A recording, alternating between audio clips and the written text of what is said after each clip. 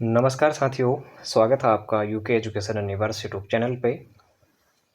दोस्तों, हिंदी भाषा का विकास एवं उनकी प्रमुख बोलियों पर हमने डिस्कस किया, जिसके बाद आज हम हिंदी भाषा का विकास एवं उनकी बोलियों से संबंधित सभी प्रश्नोत्तरी पे डिस्कस करने वाले हैं। यानी कि जो विभिन्न प्रतियोगी परीक्षाओं में पूछे गए इससे पहले के जो प्रश्न हैं, प्रीवियस ईयर आपके जो क्वेश्चंस हैं, उन पर डिटेल पे डिस्कस करेंगे। मैं प्रयास करूंगा कि एक वीडियो में आपका जो एमसीक्यू सीरीज है उसको मैं ख़त्म कर दूं, क्योंकि लगभग 237 के आसपास क्वेश्चन इसमें आपके देखने को मिल रहे हैं।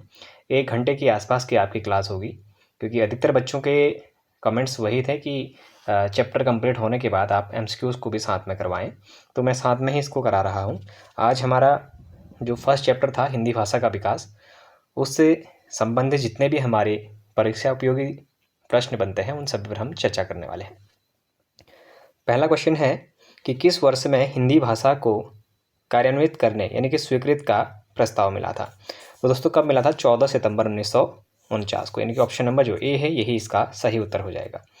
क्वेश्चन नंबर सेकंड है कि 14 सितंबर 1949 को भारतीय संविधान ने हिंदी को भारत संघ की कौन सी भाषा का दर्जा दिया। यानी कि 14 सितंबर 1949 को जो भारतीय संविधान भाषा ने हिंदी को भारतीय संघ की कौन सी भाषा का दर्जा दिया था। अब क्योंकि राष्ट्र भाषा तो होगी नहीं आपकी, लोक भाषा भी नहीं हो सकती है, संपर्क भाषा भी नहीं हो सकती है, अगर सही उत्तर की बात करें तो इसको हमारा राजभाषा का दर्जा दिया गया था। ऑप्शन नंबर जो डी है ये आपका सही उत्तर हो जाएगा। क्वेश्चन नंबर थर्ड है कि हिंदी दिवस किस तिथि को मनाया जाता है। ये नॉर्मल क्वेश्चन है, ये सभी बच्चों को पहले से आने चाहिए।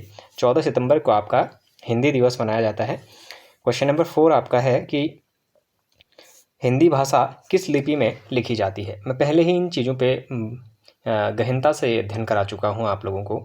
मैं उम्मीद करता हूँ कि आप लोगों को इन क्वेश्चनों के आंसर ढूंढने में ज़्यादा तकलीफ नहीं होगी। हिंदी भाषा किस लिपि में लिखी जाती है? तो देवनागरी लिपि, ऑप्शन नंबर ए इसका सही उत्तर हो जाएगा। क्वेश्चन नंबर 5 है निम्नलिखित में से गढ़वाली की उपबोली है। अच्छा, गढ़वाली की जो उपबोली है वो कौन सी है? खसफर्जी या पछाई, जोहारी या फिर सलाणी आपके पास ऑप्शन है। अगर गढ़वाली की बात करेंगे तो दोस्तों जो सलाणी है ये टिहरी क्षेत्र में बोली जाती है, तो आपका सलाणी को गढ़वाली बोली के रूप में, उपबोली के रूप में जानेंगे। बाकी जो खसपरजिया है, जोहारी है, पछाई है, खसपरजिया और पछाई ये पश्चिमी कुमाऊं के अंतर्गत आती है और जोहारी आपका उत्तरी कुमाऊं के अंतर्गत आएगी।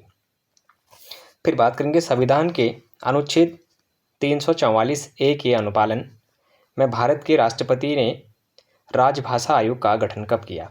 वीजी खरे आयोग की हमने बात की थी दोस्तों। वीजी खरे आयोग की जो स्थापना है वो 1955 में की जाती है। इससे पहले हम इस क्वेश्चन को डिस्कस कर चुके हैं।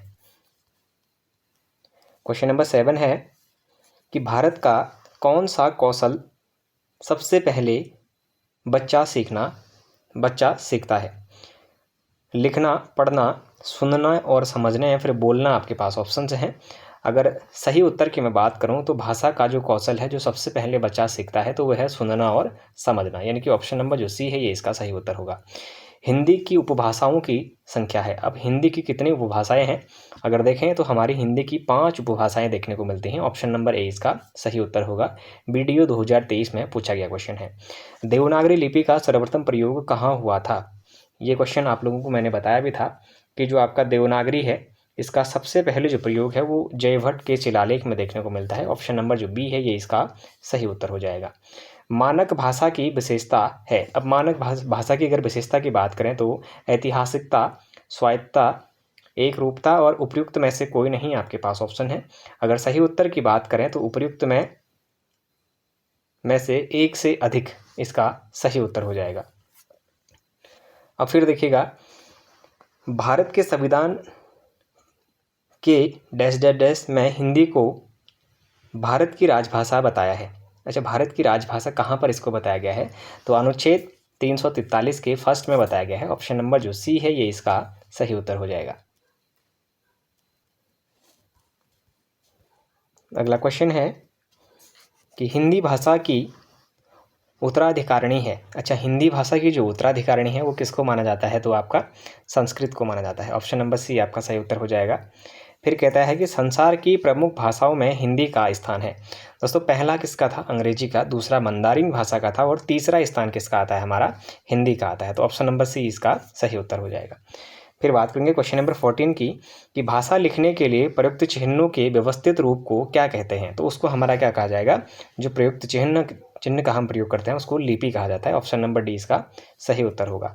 ब्राह्मी में किस लिपि की उत्पत्ति हुई, यानी कि ब्राह्मी से किस लिपि की उत्पत्ति होती है। तो ब्राह्मी से ही आपकी किसकी होती है, देवनागरी जो लिपि है इसकी उत्पत्ति देखने को मिलती है। ऑप्शन नंबर सी इसका सही उत्तर होगा।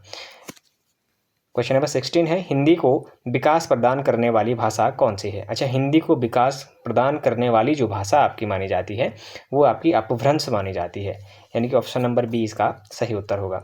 बिहारी हिंदी का विकास निम्न में से किस भाषा से हुआ है। अच्छा, बिहारी हिंदी की बात करें तो अपभ्रंश है, मागधी अपभ्रंश है, मागधी है या फिर सौरसैनी है।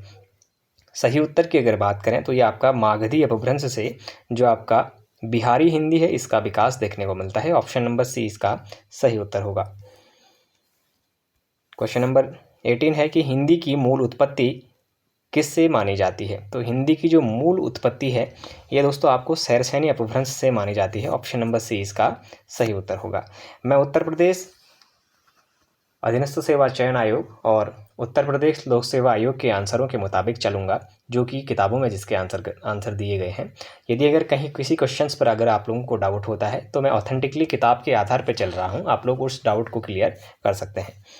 वाराणसी गोरखपुर आरा के मध्य कौन सी भाषा बोली जाती है। जब वाराणसी गोरखपुर आरा के मध्य में भोजपुरी बोली जाती है, कौरवी, मैथिली या फिर अवधी बोली जाती है। सही उत्तर की अगर बात करें तो वाराणसी गोरखपुर और आरा के मध्य में आपका भोजपुरी बोली जाती है। ऑप्शन नंबर ए इसका सही उत्तर होगा। क्वेश्चन नंबर 20 है कि ब्रजभाषा का केंद्रीय क्षेत्र है। अब ब्रजभाषा का जो केंद्रीय क्षेत्र है वो कौन सा है, वाराणसी है, मथुरा है, इलाहाबाद या फिर लखनऊ आपके पास ऑप्शन है। सही उत्तर की बात करें तो जो आपका ब्रजभाषा का केंद्रीय क्षेत्र है ये मथुरा देखने को मिलता है। ऑप्शन नंबर ए इसका सही उत्तर होगा। बोली का क्षेत्र जब थोड़ा विकसित हो जाता है और उसमें साहित्य की रचना होने पर वह क्या बन जाती है, क्षेत्रीय रूप, लिपि, उपभाषा या फिर ब्रजभाषा। कहने का मतलब ये है कि अगर जब क्षेत्र जब बड़ा विकसित हो जाता है और उसमें साहित्य की रचना अगर जब होने लग जाती है तो उसको क्या कहा जाता है, आपकी उपभाषा कहा जाता है, यानी कि ऑप्शन नंबर सी इसका सही उत्तर होगा।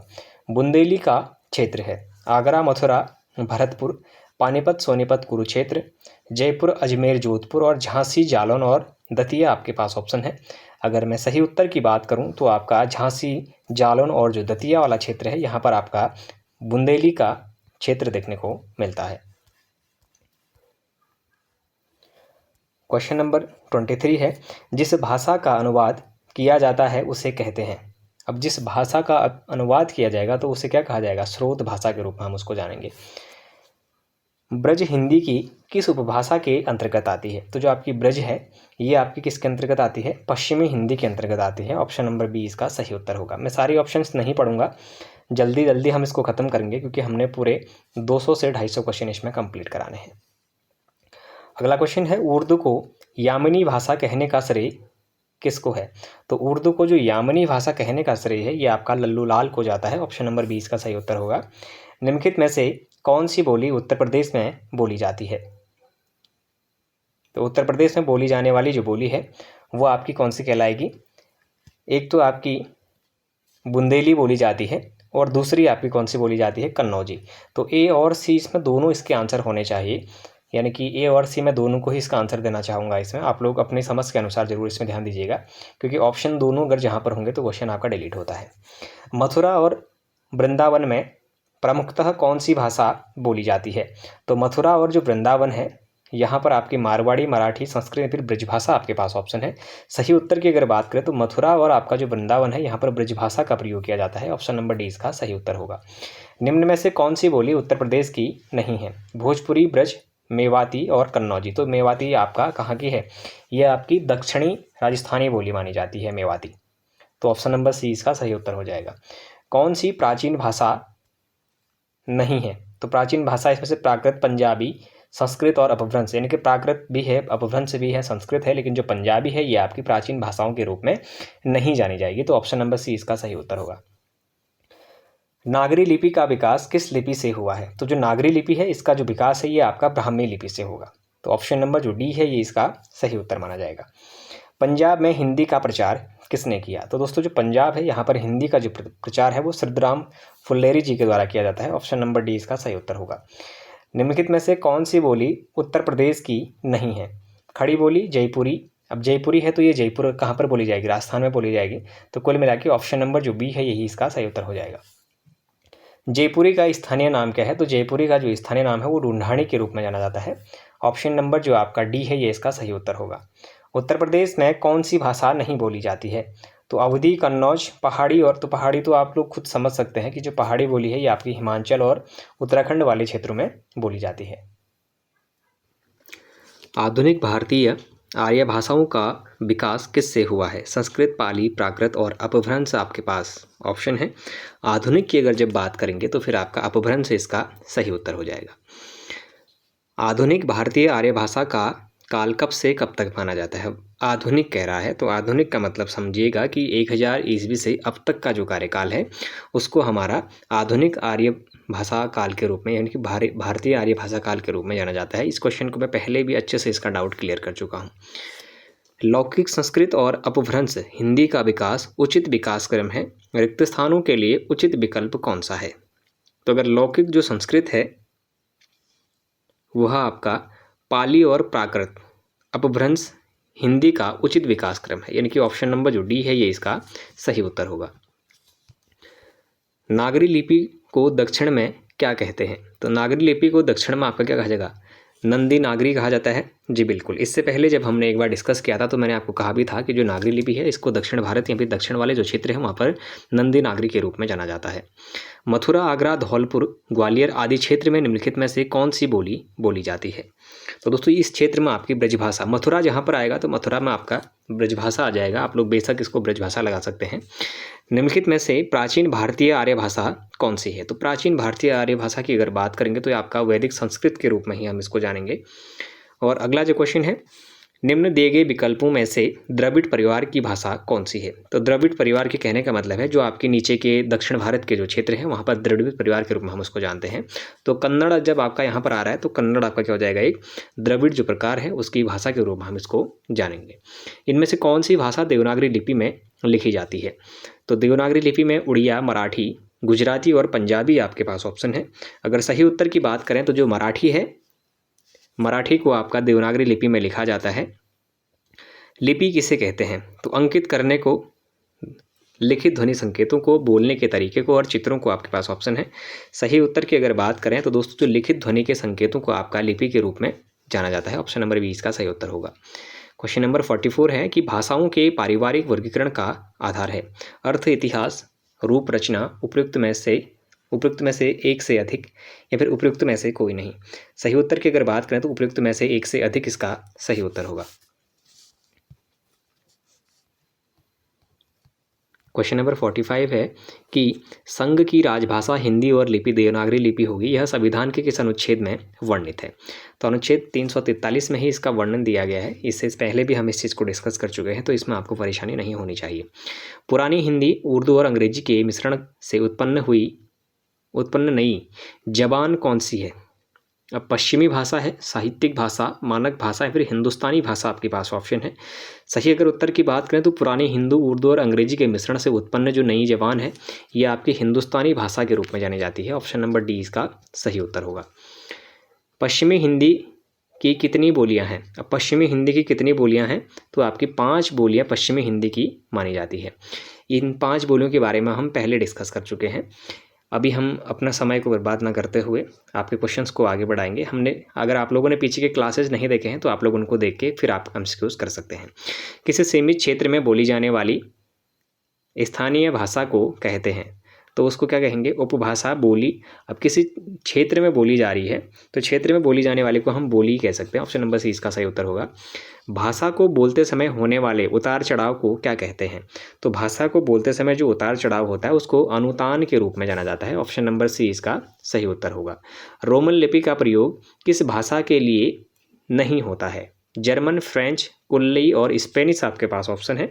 सही उत्तर की बात करें तो रोमन लिपि का प्रयोग, कुल्लई कहाँ पर बोली जाती है? आपकी हिमाचल प्रदेश में। ठीक है, बाकी जर्मन, फ्रेंच और स्पेनिश में आपका रोमन लिपि का प्रयोग किया जाएगा। क्वेश्चन नंबर 51 है कि जनगणना 2001 के हिसाब से भारत में निम्नलिखित में से सबसे अधिक कौन सी भाषा बोली जाती है? तो भारत में जो सबसे ज़्यादा भाषा बोली जाती है वो आपकी हिंदी बोली जाती है, और हिंदी के बाद अगर दूसरी की अगर हम बात करेंगे, ऑप्शन नहीं है, तो फिर आप बंगाली को इसका आंसर सही करेंगे। कन्नौजी बोली मुख्य रूप से निम्न में से कौन से ज़िले में बोली जाती है? तो जो आपकी कन्नौजी बोली है दोस्तों, ये आपका फर्रुखाबाद में भी बोली जाती है और कानपुर में भी बोली जाती है। अब जब ऐसे क्वेश्चंस आते हैं तो फिर ये क्वेश्चन डिलीट होता है, और फर्रुखाबाद और कानपुर दोनों ही जो जगह है वहाँ पर अगर कन्नौजी जब बोली जाती है तो आप लोग इन दोनों को विशेष याद रखिएगा। ये विवादित क्वेश्चन है, इसके दोनों आंसर इसमें माने गए होंगे, जिसके आपको जिन लोगों ने फर्रुखाबाद किया होगा उनको भी नंबर मिला होगा और कानपुर वालों को भी नंबर मिला होगा।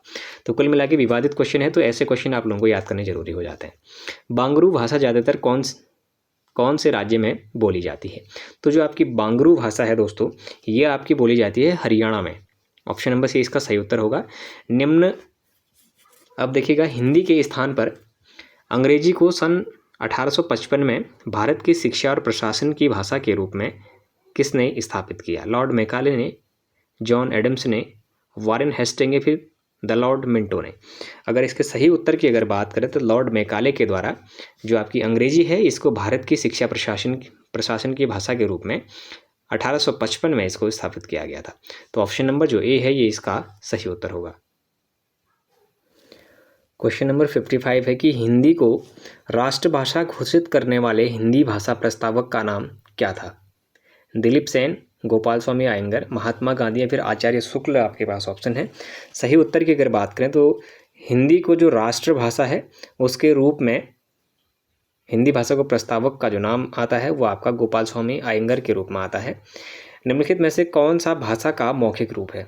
अच्छा, मौखिक रूप की अगर बात करें तो परिचर्चा ही इसका सही रूप होना चाहिए, और ऑप्शन नंबर जो सी है यही इसका सही उत्तर होगा।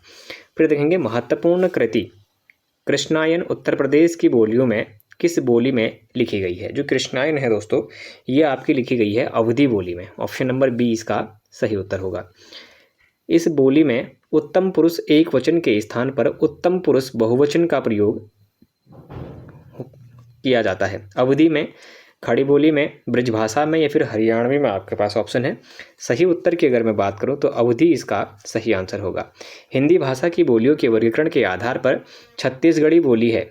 अब छत्तीसगढ़ी बोली कौन सी बोली है? आपकी पहाड़ी हिंदी की है, राजस्थानी की है, पूर्वी हिंदी की है, फिर पश्चिमी हिंदी की आपके पास ऑप्शन है।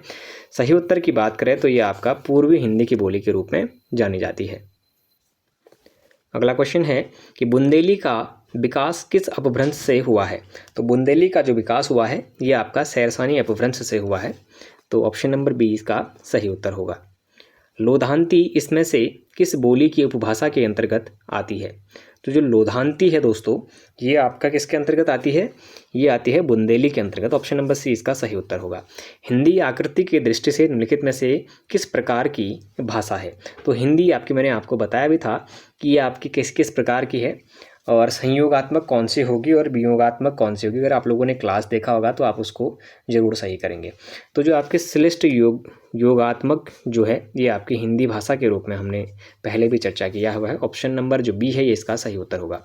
ब्रजभाषा का विकास किस अपभ्रंश से हुआ है? तो जो ब्रजभाषा है इसका जो विकास होता है वो आपका सौरसैनी अपभ्रंश से होता है। ऑप्शन नंबर डी इसका सही उत्तर होगा। ब्रजबुली किस भाषा का कृत्रिम रूप है? तो ब्रजबुली जो कृत्रिम रूप है ये आपका जो बांग्ला भाषा है इसका कृत्रिम रूप देखने को मिलता है। ऑप्शन नंबर जो डी है ये इसका सही उत्तर होगा। किस भाषा को आरंभ में पिंगल नाम से नाम दिया गया? अच्छा, पिंगल नाम किस भाषा को पूर्व में नाम, आरंभ में इसको जब नाम दिया गया होगा तो पिंगल के नाम से जाना जाता था।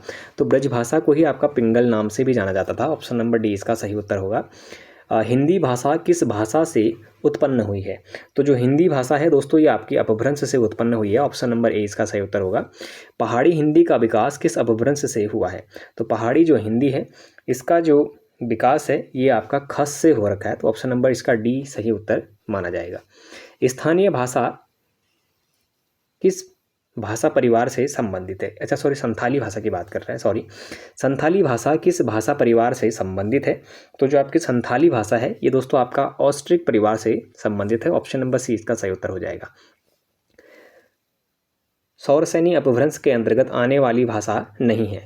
तो राजस्थानी, सिंधी, पश्चिमी हिंदी और गुजराती आपके पास ऑप्शन है। सही उत्तर की अगर बात करें तो दोस्तों सिंधी जो आपकी है ये आपका सौरसैनी अपभ्रंश के अंतर्गत नहीं आती है। ऑप्शन नंबर बी इसका सही उत्तर हो जाएगा। अगला क्वेश्चन है, भारतवर्ष की आदि भाषा है, तो आदिवासी भाषा की अगर बात करें तो दोस्तों ये आपका वैदिक संस्कृत के रूप में ही जानी जाती है। ऑप्शन नंबर सी इसका सही उत्तर होगा। भाषा के शुद्ध रूप का ज्ञान किससे होता है? लिखित भाषा से, लिपि से, व्याकरण से? अगर सही उत्तर की बात करेंगे तो दोस्तों व्याकरण से ही भाषा के शुद्ध रूप का ज्ञान हम प्राप्त कर सकते हैं। ऑप्शन नंबर सी इसका सही उत्तर होगा। किस बोली में ने प्रसर्ग लगाया जाता है? अगर ने प्रसर्ग लगाया जाता है और नहीं लगाया जाता है, ये आपको मैंने इसका कंसेप्ट बताया हुआ था। तो दोस्तों अगर बात करेंगे तो जो खड़ी बोली है इसमें ने जो प्रसर्ग है उसको लगाया जाता है। ऑप्शन नंबर सी इसका सही उत्तर हो जाएगा। प्राकृत, संस्कृत, अपभ्रंश, पाली, इन भाषाओं में प्राचीन भाषा कौन सी है? तो सबसे पहले तो संस्कृत ही आपकी आती है, तो ऑप्शन नंबर जो डी है ये आपका सही उत्तर हो जाएगा। मानक हिंदी का आधार क्या है? तो जो आपका मानक हिंदी का प्रकार है दोस्तों ये आपकी खड़ी बोली मानी जाती है। ऑप्शन नंबर डी इसका सही उत्तर होगा। हिंदी भाषा के विकास का सही क्रम क्या है? तो संस्कृत, पाली, प्राकृत, अपभ्रंश होना चाहिए। तो संस्कृत कहाँ पर आपका है? सबसे पहले संस्कृत, प्राकृत, पाली, अपभ्रंश दिया गया है। अगर क्रम की अगर बात करेंगे तो क्रम के अकॉर्डिंग अगर इसमें बात करें तो उपयुक्त में से कोई नहीं होना चाहिए, क्योंकि सबसे पहले आपका संस्कृत आता है, फिर पाली आता है, फिर प्राकृत आता है, उसके बाद अपभ्रंश, फिर जाके आपका हिंदी आता है। लेकिन ये ऑप्शन इन चारों में कहीं पर भी नहीं देखने को मिल रहा है, तो ऑप्शन नंबर जो ई है यही आपका सही उत्तर होगा। भारत में आर्य भाषा का आरंभ कब हुआ? अब भारत में आर्य भाषा का आरंभ कब हुआ क्वेश्चन आपसे पूछा जाता है, तो 1500 ईस्वी पूर्व के आसपास में भारत में जो आर्य भाषा है इसका उद्भव देखने को मिलता है। ऑप्शन नंबर जो सी है ये आपका सही उत्तर होगा। निम्नलिखित में से कौन सी भाषा आर्य भाषाओं में शामिल नहीं है? तो संस्कृत, प्राकृत, तुर्की। अब तुर्की जहाँ पर आ गया है तो ये आपको वैसे ही विदेशी एक भाषा के रूप में जानी जाएगी। ऑप्शन नंबर सी इसका सही उत्तर हो जाएगा। क्वेश्चन नंबर 78 है, निम्नलिखित में से कौन सी भाषा पश्चिमी हिंदी से संबंध रखती है? अच्छा, पश्चिमी हिंदी की अगर बात करें तो पश्चिमी हिंदी से संबंध रखने वाली आपकी कौन सी हो जाएगी? बांगरू हो जाएगी। ठीक है, बांगरू किसका प्रस्कृत रूप था? आप लोग एक बार कमेंट बॉक्स में ज़रूर बताइएगा, मैंने थोड़ी देर पहले ही आपको बताया हुआ है। भारत के किस प्रांत में कोंकणी भाषा बोली जाती है? तो अगर कोंकणी भाषा की अगर बात करें तो दोस्तों एक ही क्षेत्र हमारे पास पड़ता है जो गोवा वाला क्षेत्र है, यानी कि महाराष्ट्र गोवा वाले क्षेत्र में हमारी कोंकणी भाषा बोली जाती है। निम्न में से कौन सी भाषा उत्तर प्रदेश की दूसरी राजभाषा है? तो उत्तर प्रदेश की जो दूसरी हमारी राजभाषा है वो कौन सी है? उर्दू होगी। ऑप्शन नंबर सी इसका सही उत्तर होगा। क्वेश्चन नंबर 81 आपका देखेंगे कि फैजाबाद जनपद में बोली जाने वाली बोली है। तो जो फैजाबाद जनपद है दोस्तों यहाँ पर अवधी बोली जाती है। ऑप्शन नंबर सी इसका सही उत्तर होगा। कन्नौजी बोली किस जनपद में बोली जाती है? तो कन्नौजी, इससे पहले भी मैं आप लोगों से बात कर चुका हूँ कि कन्नौजी आपके कहाँ पर बोली जाएगी? हरदोई जनपद। अधोलिखित में से कौन सी बोली उत्तर प्रदेश की नहीं है? भोजपुरी, ब्रज, बघेली या फिर अवधी आपके पास ऑप्शन है। सही उत्तर की अगर बात करें तो बघेली आपकी उत्तर प्रदेश की बोली नहीं है। अधोलिखित में से एक भोजपुरी क्षेत्र नहीं है। बलिया, मिर्जापुर, देवरिया और इलाहाबाद आपके पास ऑप्शन है। सही उत्तर की अगर बात करें तो जो भोजपुरी क्षेत्र है वो आपका इलाहाबाद नहीं होगा। ऑप्शन नंबर डी इसका सही उत्तर हो जाएगा। बहराइच, सुल्तानपुर, रायबरेली किस बोली के अंतर्गत आती है? तो दोस्तों ये आपकी अवधी के अंतर्गत आने वाला क्षेत्र है। ऑप्शन नंबर डी इसका सही उत्तर होगा। क्वेश्चन नंबर 86 आपका देखेंगे कि आर्यों शब्द निम्नलिखित में से किस बोली का है? अब आर्यों जो शब्द है ये आपका ब्रज भाषा का शब्द देखने को मिलता है। ऑप्शन नंबर ए इसका सही उत्तर होगा। हिंदी शब्द किसका दिया हुआ है?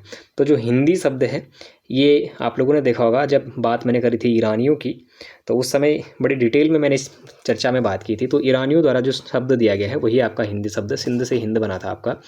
इनमें से बिहारी हिंदी का रूप नहीं है। मगही, अवधी, भोजपुरी और मैथिली आपके पास ऑप्शन है। अगर सही उत्तर की बात करें तो दोस्तों अवधी आपका सही उत्तर होगा। हरियाणवी या बांगरू बोली किस अपभ्रंश से विकसित हुई है? तो बांगरू आपकी कहाँ बोली जा रही थी? हरियाणा में ही बोली जा रही थी। हरियाणवी को ही बांगरू के रूप में भी हम जानते हैं। तो किस अपभ्रंश से आपकी ये विकसित होती है? तो ये आपकी पश्चिमोत्तर सौरसेनी अपभ्रंश से होती है। ऑप्शन नंबर जो ए है ये इसका सही उत्तर होगा। भारत के उच्चतम न्यायालय तथा उच्च न्यायालयों की भाषा संबंधी निर्देश किस अनुच्छेद में दिया गया है? अगर जो न्यायालय हैं फिर उच्च न्यायालयों से संबंधित जो भाषा के निर्देश हैं उनकी अगर बात करें तो दोस्तों ये अनुच्छेद 348 में इसका जिक्र किया गया है। ऑप्शन नंबर सी इसका सही उत्तर होगा। अगला क्वेश्चन है कि भारतीय संविधान के या फिर भारतीय संविधान में 22 भाषाओं को आधिकारिक भाषा का दर्जा दिया गया है, जिनमें से यह शामिल नहीं है। मैथिली, मणिपुरी, बोडो और भोजपुरी आपके पास ऑप्शन है।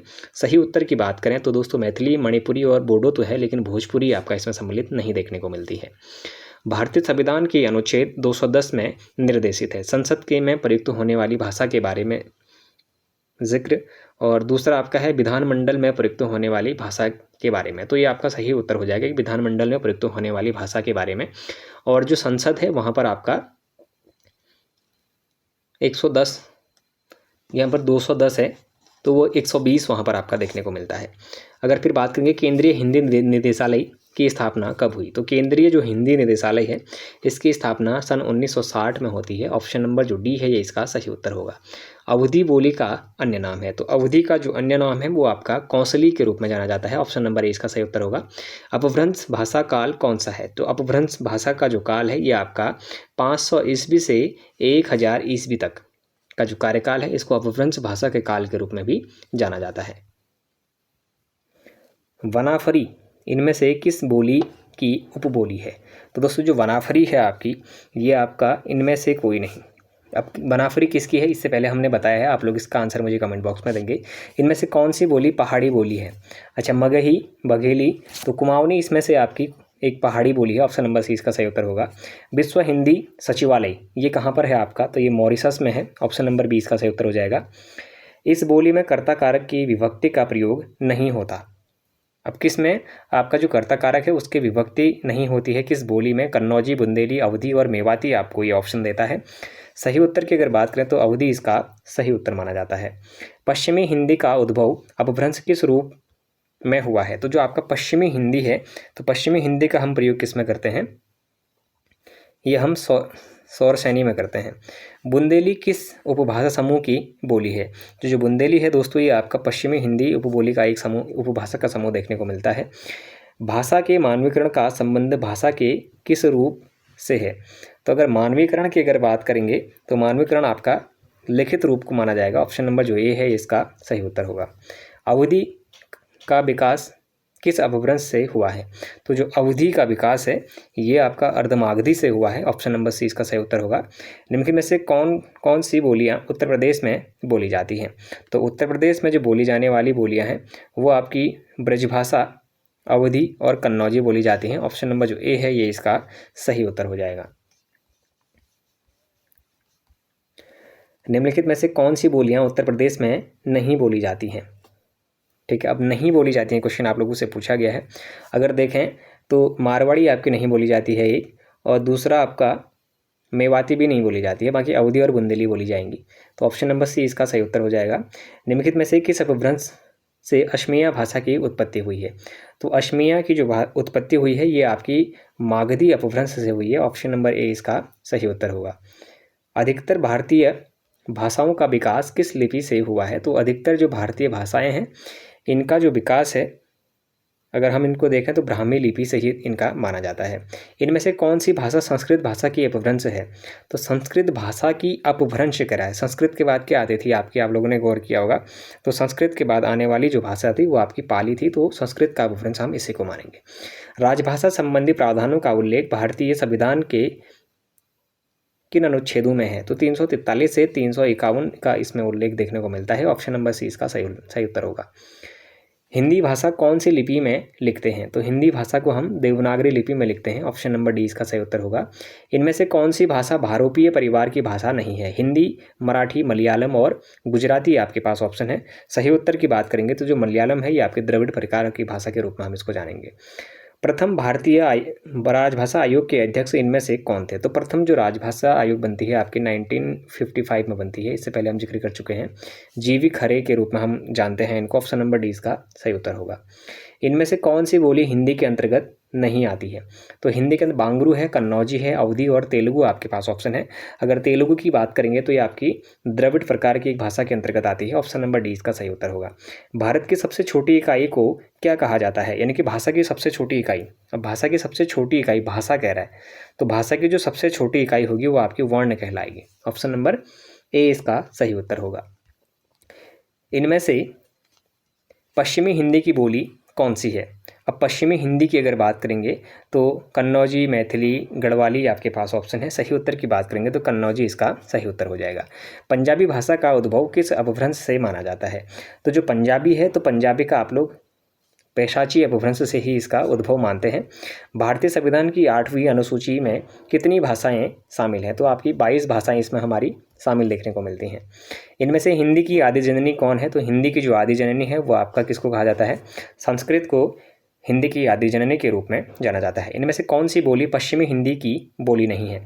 तो अवधी, बुंदेली, कौरवी या फिर हरियाणवी आपके पास ऑप्शन है। सही उत्तर की बात करें तो अवधी ही आपका सही उत्तर हो जाएगा। यह बोली पूर्वी हिंदी के वर्ग की बोली नहीं है, तो कौन सी नहीं है? बुंदेली ही आपका जो पहला ऑप्शन है ये आपकी पूर्वी हिंदी की बोली नहीं देखने को मिलती है। बुंदेली का क्षेत्र कौन सा है? अब बुंदेली बोलने का जो क्षेत्र है वो कौन कौन सा है? झांसी, जालौन और दतिया। इससे पहले ये क्वेश्चन आ चुका है, रिपीटेड क्वेश्चन है। ऑप्शन नंबर 20 का सही उत्तर होगा। इनमें से कौन सी भाषा भारतीय संविधान की 8वीं अनुसूची में शामिल नहीं है? उर्दू, छत्तीसगढ़ी, नेपाली और तमिल आपके पास ऑप्शन है। सही उत्तर की बात करें तो छत्तीसगढ़ी आपका सही उत्तर होगा। वैज्ञानिक तथा तकनीकी शब्दावली आयोग भारत सरकार के किस मंत्रालय के तहत है? तो ये आपका किस मंत्रालय के तहत होता है? शिक्षा मंत्रालय के तहत। ऑप्शन नंबर सी इसका सही उत्तर होगा। पहला विश्व हिंदी सम्मेलन किस वर्ष संपन्न हुआ था? तो 1975 में होता है पहला। और अब फिर बात करेंगे नागपुर में होता है ये। देवनागरी लिपि मूलतः क्या है?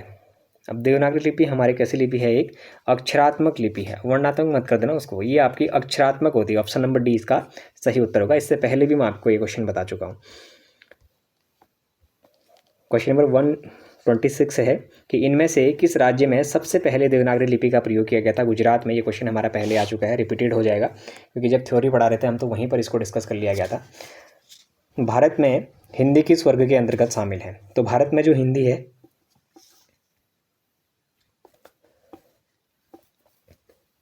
उसको हम राजभाषा के अंतर्गत शामिल करते हैं। ऑप्शन नंबर ए इसका सही उत्तर हो जाएगा। अगर देखा जाए अगला क्वेश्चन, तो संविधान के किस अनुच्छेद में सरकार के उन कर्तव्यों एवं दायित्वों का उल्लेख किया गया है जिनका पालन हिंदी के प्रचार और विकास के लिए किया जाता है? अगर इसके सही उत्तर की बात करें तो अनुच्छेद 351 इसका सही उत्तर हो जाएगा। निम्नलिखित में से कौन सी बोली हिंदी की नहीं है? ब्रजभाषा, भोजपुरी, मलयालम और अवधी आपके पास ऑप्शन है। सही उत्तर की बात करेंगे तो मलयालम आपका इसका सही उत्तर हो जाएगा। किस तिथि को भारत के संविधान में हिंदी को भारत की राजभाषा की मान्यता प्रदान की गई? तो आपका 14 सितंबर 1949 को किया गया था। ऑप्शन नंबर जो आपका ए है ये इसका सही उत्तर हो जाएगा। इनमें से किसे पूर्वी कहते हैं? अब ये क्वेश्चन पहले ही आ गया था हमारा, पूर्वी किसे कहा जाता है? तो जो पूर्वी है आपका वो आपका भोजपुरी को कहा जाता है। ऑप्शन नंबर सी इसका सही उत्तर होगा। असम में सर्वाधिक बोली जाने वाली भाषा कौन सी है?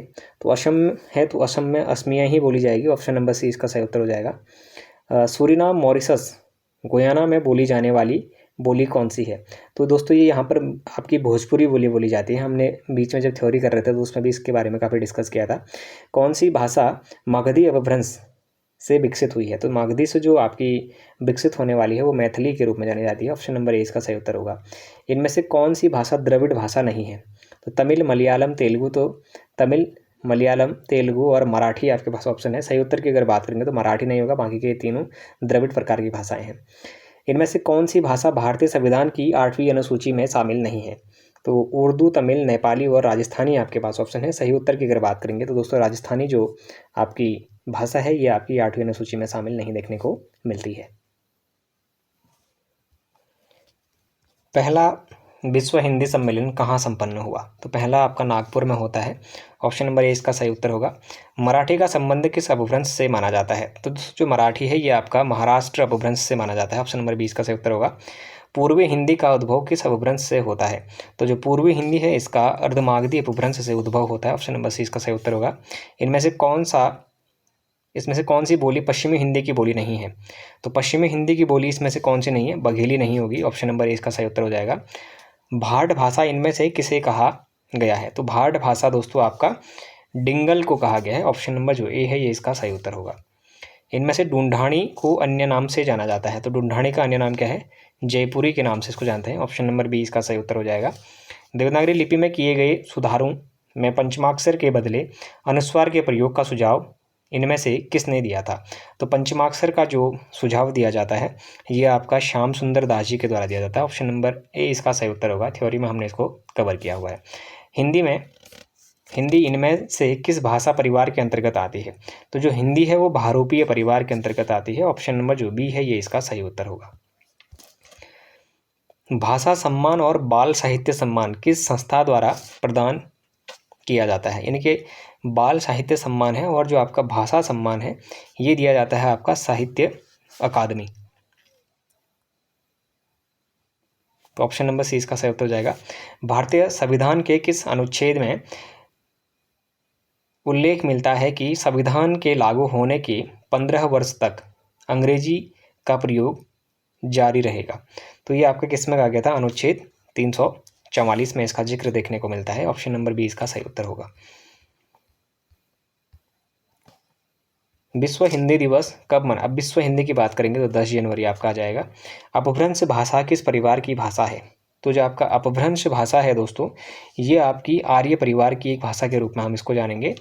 केंद्र सरकारी कर्मचारियों के हिंदी प्रशिक्षण हेतु गठित केंद्रीय हिंदी प्रशिक्षण संस्थान किस भाषा के तहत कार्यरत है? तो दोस्तों ये आपके राजभाषा विभाग के तहत ये कार्यरत है, ऑप्शन नंबर जो बी है ये इसका सही उत्तर हो जाएगा।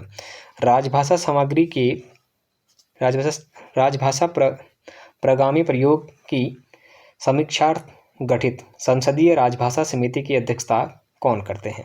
अब जो आपकी संसदीय राजभाषा समिति है इसकी जो अध्यक्षता करते हैं वो भारत के गृह मंत्री करेंगे, ऑप्शन नंबर ए इसका सही उत्तर होगा। केंद्रीय हिंदी निदेशालय का मुख्यालय कहाँ है? तो केंद्रीय जो हिंदी निदेशालय है इसका मुख्यालय आपका नई दिल्ली में देखने को मिलता है, ऑप्शन नंबर 20 का सही उत्तर होगा। मैथिली किस राज्य में ज़्यादा बोली जाती है? तो जो मैथिली है ये आपका बिहार में ज़्यादा बोली जाती है, ऑप्शन नंबर 20 का सही उत्तर हो जाएगा। भारत में कितने प्रकार के भाषा परिवार पाए जाते हैं? तो भारत में आपके 5 प्रकार के भाषा परिवार देखने को मिलते हैं, ऑप्शन नंबर सी इसका सही उत्तर होगा। सेकंड टाइम ये रिपीटेड क्वेश्चन है। इनमें से किस जिले में कन्नौजी बोली जाती है? तो आपका कन्नौजी जो क्षेत्र है वो हरदोई में आ जाएगा आपका, ये दूसरी बार ये क्वेश्चन आ चुका है। खड़ग विलास प्रेस इनमें से किस स्थान से संबंधित है? तो जो खड़ग विलास प्रेस है दोस्तों ये आपका पटना से संबंधित देखने को मिलती है, ऑप्शन नंबर डी इसका सही उत्तर हो जाएगा। भाषा की दृष्टि से हिंदी प्रदेश के अंतर्गत निम्न में से कौन सी भाषा नहीं है? तो इसमें से अगर देखेंगे तो आंध्र प्रदेश जो है वो भाषा परिवार के अंतर्गत शामिल नहीं देखने को मिलती है, ऑप्शन नंबर जो डी है ये इसका सही उत्तर हो जाएगा। निम्नलिखित कथनों में से कौन सा कथन सही नहीं है? अब असमिया उड़िया का विकास अपभ्रंश से नहीं हुआ है, इसका तो पहला ही जो कथन है वो आपका सही नहीं लग रहा है, तो ऑप्शन नंबर ए ही इसका सही उत्तर हो जाएगा। इनमें से कौन से द्रविड़ परिवार की भाषा नहीं है? कन्नड़, मलयालम, कुई और खासी आपके पास ऑप्शन है। अगर सही उत्तर की अगर हम बात करें तो दोस्तों जो खासी है ये आपकी कहाँ पर बोली जाती है? मेघालय की एक भाषा के रूप में जानी जाती है। राष्ट्रीय अनुवाद मिशन कहाँ स्थित है? तो राष्ट्रीय जो अनुवाद मिशन है ये आपका मैसूर में देखने को मिलता है, ऑप्शन नंबर डी इसका सही उत्तर हो जाएगा। भारत सरकार के गृह मंत्रालय के तहत कौन सा विभाग है? तो भारत सरकार का जो गृह मंत्रालय है उसके अधीन जो विभाग है वो आपका राजभाषा विभाग के रूप में जाना जाएगा, ऑप्शन नंबर डी इसका सही उत्तर है। असम की राजभाषा कौन सी है? तो असम की जो राजभाषा है वो आपकी असमिया के रूप में जानी जाएगी। भारतीय संविधान के किस भाग में राजभाषा का प्रावधान है? तो भाग 8 में आपका भाग 8 में नहीं, ये मैं आपको अनुसूची 8 बता दे रहा हूँ, ये भाग 17 में होगा, ठीक है। भाग 17 में आपका राजभाषा का प्रावधान है, ऑप्शन नंबर जो सी है ये इसका सही उत्तर होगा। खड़ी बोली इनमें से किस अपभ्रंश से निकली है? तो जो खड़ी बोली है ये आपका कहाँ से निकलती है? सौरसेनी अपभ्रंश से निकलती है, ऑप्शन नंबर बी इसका सही उत्तर हो जाएगा। पूर्वी हिंदी की 2 बोलियों का सही युग्म कौन सा है? अच्छा, पूर्वी हिंदी की 2 बोलियों का जो सही युग्म है वो आपका अवधी और छत्तीसगढ़ी हो जाएगा, ऑप्शन नंबर डी इसका सही उत्तर है। इनमें से कौन सी बोली पहाड़ी बोली नहीं है? कुमाऊनी, जौनसारी, गढ़वाली तो है, बुंदेली आपका नहीं होगा, ऑप्शन नंबर सी इसका सही उत्तर हो जाएगा। लहंदा का विकास किससे हुआ है? तो जो लहंदा है आपका, लहंदा, इसका जो विकास माना जाता है वो आपका पैसाची से माना जाता है। ऑप्शन नंबर जो बी है ये इसका सही उत्तर होगा। मागधी अपभ्रंश से विकसित बोली कौन सी है? तो जो मागधी अपभ्रंश है इससे विकसित जो बोली है वो आपकी मगही होगी। ऑप्शन नंबर सी इसका सही उत्तर होगा। पाली भाषा का अन्य एक नाम क्या है? तो पाली भाषा का एक जो अन्य नाम है वो आपका मागधी के रूप में हम इसको जानते हैं। ऑप्शन नंबर डी इसका सही उत्तर होगा। अब इसमें दिया भी है कि यूपी पीआरपीवी के अपनी अंतिम उत्तर कुंजी में इस प्रश्न का उत्तर बी प्राकृत को माना है। ठीक है, तो आप लोग इसका आंसर बी को मान सकते हैं। जब अगर आयोग ने माना है तो आप लोग आयोग के अनुसार चलेंगे। हाड़ौती बोली है, तो हाड़ौती आपकी पता है पूर्वी राजस्थानी बोली, हम इसको जानते हैं। ऑप्शन नंबर ए इसका सही उत्तर हो जाएगा। परसों मैंने चार्ट बना के इसको आप लोगों को समझाया था। इनमें से कौन सी बोली पश्चिमी हिंदी की बोली नहीं है? तो पश्चिमी हिंदी की बोली इसमें से आपके अगर देखें तो बघेली नहीं होगी। ऑप्शन नंबर 20 का सही उत्तर हो जाएगा। काशिका किस क्षेत्र की बोली को कहा जाता है? तो जो काशिका है दोस्तों ये आपका बनारस वाले क्षेत्र की बोली को कहा जाता है। ऑप्शन नंबर जो डी है ये इसका सही उत्तर होगा। निम्नलिखित में से किस भाषा को 92वें संविधान संशोधन अधिनियम 2003 के तहत संविधान की 8वीं अनुसूची में शामिल नहीं किया गया? अब नहीं किया गया तो किसे नहीं किया गया है? संथाली, मैथिली और डोगरी तो थी लेकिन तमिल को नहीं किया गया था। ऑप्शन नंबर जो डी है ये इसका सही उत्तर हो जाएगा। पाली भाषा का संबंध निम्न में से किस साहित्य की मुख्य रूप से जुड़ा हुआ है? तो पाली भाषा का अगर बात करेंगे तो ये बौद्ध साहित्य से जुड़ा हुआ है। ऑप्शन नंबर सी इसका सही उत्तर हो जाएगा। सिंधी भाषा का उद्भव किस अपभ्रंश से माना जाता है? तो जो सिंधी है, सिंधी की अगर बात करेंगे हम तो सिंधी का हमारा ब्राचट ही उपयुक्त तो माना जाता है। ऑप्शन नंबर ए इसका सही उत्तर होगा। मैथिली का संबंध किस अपभ्रंश से माना जाता है? तो दोस्तों जो आपका मैथिली है इसका संबंध हम मगधी से मानते हैं। ऑप्शन नंबर सी इसका सही उत्तर होगा। राजस्थान की राजभाषा कौन सी है? तो राजस्थान की जो राजभाषा है दोस्तों वो आपकी हिंदी है। राजस्थानी नहीं कर दीजिएगा। राजस्थान की जो राजभाषा है वो आपकी हिंदी ही मानी जाती है। तो ऑप्शन नंबर जो डी है ये इसका सही उत्तर होगा। अगला क्वेश्चन है गोवा की मुख्य भाषा या फिर मुख्य भाषा राजभाषा कौन सी है? तो कोंकणी आपकी गोवा की राजभाषा देखने को मिलती है। छत्तीसगढ़ किस हिंदी बोली के अंतर्गत आती है? तो दोस्तों जो आपका छत्तीसगढ़ है ये आपका पूर्वी हिंदी के अंतर्गत आता है। गुजरात की राजभाषा कौन सी है? तो गुजरात की जो राजभाषा है वो आपकी गुजराती के रूप में जानी जाती है। प्राकृत किस परिवार की भाषा है? तो जो आपकी प्राकृत है दोस्तों ये आपकी आर्य परिवार की भाषा के रूप में जानी जाती है। ऑप्शन नंबर 20 का सही उत्तर होगा। तुलु किस राज्य में ज़्यादा बोली जाती है? तो जो आपका तुलु है ये आपका कर्नाटक में ज़्यादा बोली जाती है। ऑप्शन नंबर सी इसका सही उत्तर होगा। केंद्र सरकारी कर्मचारियों के हिंदी प्रशिक्षण हेतु संचालित होने वाले पाठ्यक्रमों में निम्न से कौन सी शामिल नहीं है? तो प्रबोध, प्रवीण, पारंगत और निष्णात आपके पास ऑप्शन है। सही उत्तर की अगर बात करें तो निष्णात इसमें आपका सही उत्तर हो जाएगा। केंद्रीय हिंदी संस्थान का मुख्यालय कहाँ है? तो केंद्रीय जो हिंदी संस्थान है इसका मुख्यालय आपका आगरा में देखने को मिलता है। ऑप्शन नंबर सी आपका सही उत्तर होगा। संसदीय राजभाषा समिति की सिफारिशों पर आदेश कौन देते हैं? तो जो संसदीय समिति है इसके आदेश पर भारत के जो राष्ट्रपति है यही आपके आदेश देंगे। ऑप्शन नंबर 20 का सही उत्तर हो जाएगा। बघेली बोली का संबंध किस उपभाषा से है? तो जो आपकी बघेली बोली है इसका संबंध आपका पूर्वी हिंदी से माना जाता है। ऑप्शन नंबर सी इसका सही उत्तर होगा। मेरठ, सहारनपुर, बिजनौर किस बोली के क्षेत्र में आते हैं? तो जो मेरठ है, सहारनपुर है ये आपका खड़ी बोली के क्षेत्र में आएंगे। ऑप्शन नंबर सी इसका सही उत्तर होगा। निम्नलिखित में से कौन सी एक बोली पश्चिमी हिंदी वर्ग की नहीं है? तो पश्चिमी हिंदी वर्ग की नहीं है, कौन सी नहीं होगी? छत्तीसगढ़ी होगी। ऑप्शन नंबर डी इसका सही उत्तर हो जाएगा। अगला क्वेश्चन है कि कौरवी किस बोली को कहते हैं? तो खड़ी बोली को आपका कौरवी के रूप में भी जाना जाता है। अगर देखें तो 188 का ऑप्शन नंबर ए इसका सही उत्तर होगा। सिंधी भाषा का विकास किस अपभ्रंश से हुआ है? तो जो सिंधी भाषा है आपकी इसका जो उद्भव है वो आपका किससे होता है? ब्राचट से होता है। ऑप्शन नंबर डी इसका सही उत्तर होगा। दक्षिण भारत की भाषाएं किस प्रकार परिवार की भाषाएं हैं? तो ये द्रविड़ परिवार की भाषाएं देखने को मिलती है। निम्नलिखित बोलियों में से किस बोली का विकास सौरसैनी अपभ्रंश से नहीं हुआ है? बघेली, बुंदेली, कन्नौजी और ब्रजभाषा आपके पास ऑप्शन है। सही उत्तर की बात करें तो बघेली आपका सही उत्तर होगा। मगही किस राज्य में ज़्यादा बोली जाती है? तो जो मगही है ये आपका कहाँ पर बोली जाएगी ज़्यादा? बिहार में। यानी कि ऑप्शन नंबर जो ए है इसका सही उत्तर होगा। संस्कृत किस परिवार की भाषा है? तो ये आपकी आर्य परिवार की भाषा होगी। ऑप्शन नंबर 20 का सही उत्तर हो जाएगा।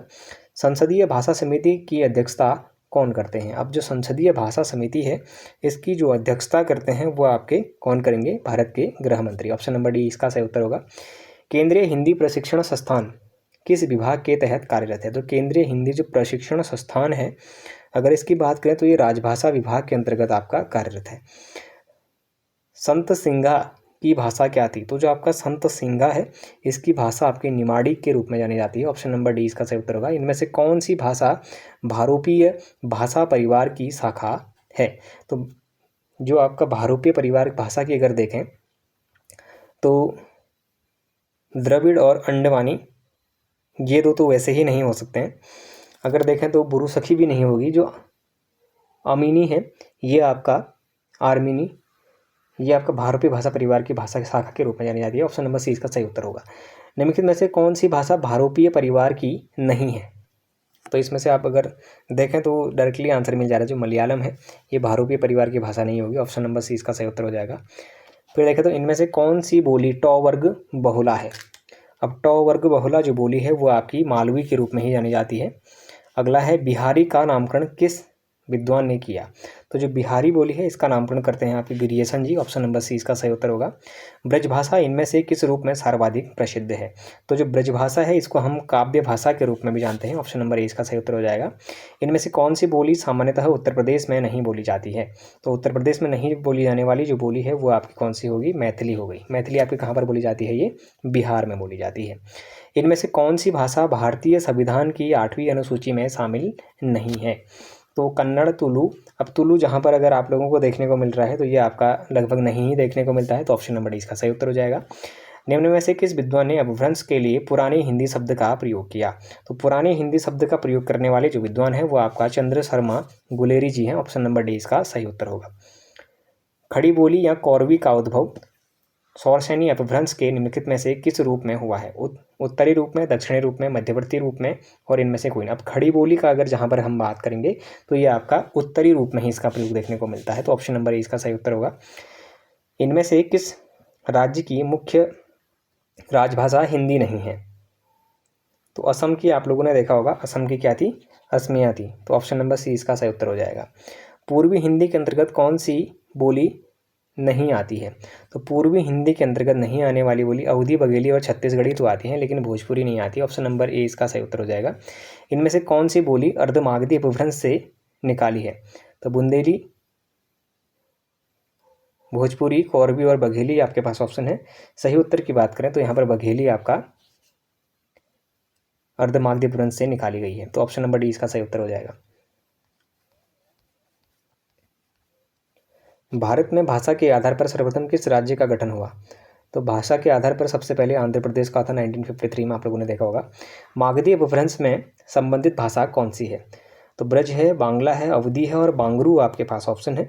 अगर सही उत्तर की बात करें तो ऑप्शन नंबर बी बांग्ला आपका सही उत्तर हो जाएगा। किस विकास की दृष्टि से अपभ्रंश की पूर्वकालीन अवस्था का क्या नाम है? तो ये आपका प्राकृत हो जाएगा। ऑप्शन नंबर बी इसका सही उत्तर है। इनमें से कौन सी भाषा का विकास मागधी अपभ्रंश से हुआ है? तो इसमें आपका मागधी अपभ्रंश से मगही का विकास देखने को मिलता है। ऑप्शन नंबर जो डी है इसका सही उत्तर हो जाएगा। अपभ्रंश में कितने स्वर मौजूद थे? तो जो अपभ्रंश है इसमें आपके 8 स्वर मौजूद थे। ऑप्शन नंबर सी इसका सही उत्तर हो जाएगा। इनमें से कौन सी बोली राजस्थानी बोली नहीं है? तो मारवाड़ी, मालवी भी है, मेवाती भी है लेकिन बुंदेली नहीं है। तो ऑप्शन नंबर डी इसका सही उत्तर हो जाएगा। हिंदुस्तानी भाषा का रूप क्या है? अब हिंदुस्तानी जो भाषा है इसके रूप की अगर बात करें तो दोस्तों हिंदी, उर्दू और मिश्रित जो रूप होगा वो हिंदुस्तानी भाषा का रूप के रूप में जानी जाती है। ऑप्शन नंबर डी इसका सही उत्तर हो जाएगा।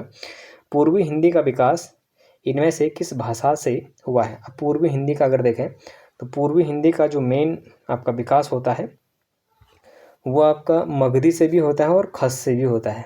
तो इसके भी दोनों आंसर माने जाएंगे। अब दोनों आंसर माने जाएंगे तो क्या कहता है कि ए एंड सी पूर्वी हिंदी का विकास अर्धमागधी से हुआ है, परंतु यूपी, पीआर, बीपी में अपनी संशोधित उत्तर कुंजी में पूर्वी हिंदी का विकास मागधी और अर्धमागधी अपभ्रंश से माना जाता है। अब मागधी और अर्धमागधी से भी माना जाता है कहता है, यानी कि कुल मिला के विवादित क्वेश्चन है तो आप लोग इसको जरूर ध्यान दीजिएगा। इनमें से कौन सी बोली आकार बहुला है? तो जो आकार बहुला बोली की अगर बात करेंगे दोस्तों तो आपकी कौन सी रहती है? कौरवी जो है वो आकार बहुला के रूप में जानी जाती है। ऑप्शन नंबर सी इसका सही उत्तर होगा। इनमें से कौन सी बोली पश्चिमी हिंदी की बोली है? पश्चिमी हिंदी की बोली जो है वो आपकी कोरवी, कन्नौजी, ब्रजभाषा तीनों ही लग रही हैं। ऑप्शन नंबर डी इसका सही उत्तर हो जाएगा। अगला क्वेश्चन है, नीचे दो कथन दिए गए हैं। वाक्य भाषा की ऐसी इकाई है जो किसी भाव या विचार को व्यक्त करता है। और दूसरा कथन है कि वाक्य के भेद तीन आधारों पर किए जाते हैं, रचना के आधार पर, शब्द के आधार पर, अर्थ के आधार पर। उपरोक्त कथन आलोक में नीचे दिए गए विकल्पों में से सबसे उपयुक्त उत्तर का चयन करें। अब अगर देखा जाए तो दोस्तों इसमें कथन एक सही है, लेकिन कथन जो दो है वो आपका गलत होगा। तो ऑप्शन नंबर सी इसका सही उत्तर हो जाएगा। भाषा की सबसे छोटी इकाई को क्या कहते हैं? तो भाषा की सबसे छोटी जो इकाई है उसी को हम क्या कहते हैं? वर्ण कहते हैं। ऑप्शन नंबर सी इसका सही उत्तर होगा। ब्रजभाषा का विकास किस अपभ्रंश से हुआ है? तो आपका ब्रजभाषा का जो विकास होता है वो आपका शैरसैनी अपभ्रंश से होता है। इनमें से किस भाषा की मुख्य बोली विष्णुपुरिया है? तो अगर देखें तो विष्णुपुरिया आपकी किसकी होती है? असमी की होती है। ऑप्शन नंबर डी इसका सही उत्तर हो जाएगा। इनमें से कौन सी बोली उदासीन आकार बहुला है? तो उदासीन आकार जो बहुला बोली है वो बघेली के रूप में जानी जाती है। ऑप्शन नंबर ए इसका सही उत्तर हो जाएगा। शौरसेनी अपभ्रंश में से विकसित भाषाओं का सही क्रम क्या है? राजस्थानी, गुजराती, पंजाबी और बांग्ला आपको दिया गया है। अगर इसका सही क्रम देखेंगे तो आपका क्या रहता है कि राजस्थानी और उसके बाद गुजराती इसका सही उत्तर रहता है। यानी कि ऑप्शन नंबर जो सी है यही इसका सही उत्तर होगा। भारतीय संविधान के किस अनुच्छेद में उल्लेख मिलता है कि राजभाषा हिंदी के लिए भारतीय अंकों के अंतर्राष्ट्रीय स्वरूप का प्रयोग किया जाएगा? तो ये आपका अनुच्छेद 343 में इसका प्रयोग देखने को मिलता है। भारतीय भाषा परिषद कहाँ स्थित है? तो भारतीय जो भाषा परिषद है ये अगर देखें हम तो दोस्तों ये आपका कोलकाता में है। ऑप्शन नंबर जो ए है ये इसका सही उत्तर होगा। अंतर्राष्ट्रीय मातृभाषा दिवस कब मनाया जाता है? तो अंतर्राष्ट्रीय जो मातृभाषा दिवस है ये आपका 21 फरवरी को मनाया जाता है। ऑप्शन नंबर बी इसका सही उत्तर होगा। भारत में हिंदी के विकास के लिए गठित केंद्रीय हिंदी समिति की अध्यक्षता कौन करते हैं? तो केंद्रीय जो हिंदी समिति की जो अध्यक्षता करते हैं ये क्वेश्चन हम बहुत अच्छे तरीके से देखना चाहेंगे। तो केंद्रीय की अगर जब बात करेंगे हम केंद्रीय हिंदी समिति की अध्यक्षता की जब बात करेंगे तो दोस्तों ये प्रधानमंत्री करेंगे। ऑप्शन नंबर डी इसका सही उत्तर हो जाएगा। हिंदी अनुवादकों, हिंदी अधिकारियों को प्रशिक्षित करने तथा सरकारी दस्तावेजों के अनुवाद कार्य में संलग्न केंद्रीय अनुवाद ब्यूरो किस विभाग के तहत कार्यरत है?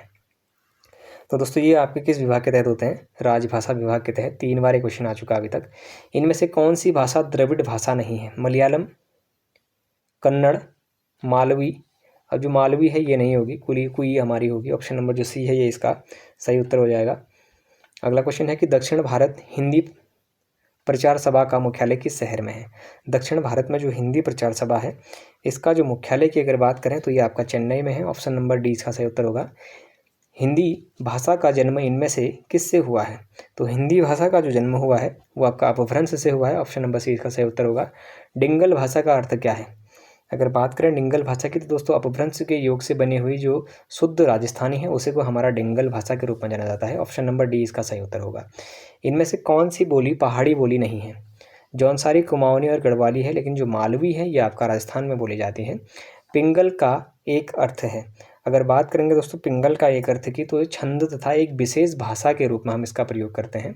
हमने थोड़ी देर पहले पढ़ा भी था कि जो आपका डिंगल है उसको आपका क्या है, डिंगल आपकी राजस्थान में बोली जाती है और पिंगल आपका क्या है, छंद तथा एक विशेष भाषा के रूप में हम पिंगल को जानते हैं। तो दोस्तों हमने 235 क्वेश्चनों को डिस्कस किया जो आपकी हिंदी भाषा का विकास एवं उनकी प्रमुख बोलियों से संबंधित था। आज का जो हमारा चैप्टर है वो चैप्टर के साथ साथ उसके एमसीक्यूज़ भी हमने ख़त्म कर दिए हैं। इसके बाद हम जो नेक्स्ट चैप्टर को स्टार्ट करेंगे वो है हिंदी वर्णमाला और विराम चिन्ह। अगर दोस्तों आप लोगों को ये सीरीज अच्छी लग रही हो तो आप लोग चैनल को जरूर सब्सक्राइब करें, अपने दोस्तों के साथ चैनल को जरूर शेयर करें, बाकी लाइक करें, कमेंट करें और बने रहिएगा UK education universe YouTube channel के साथ। धन्यवाद।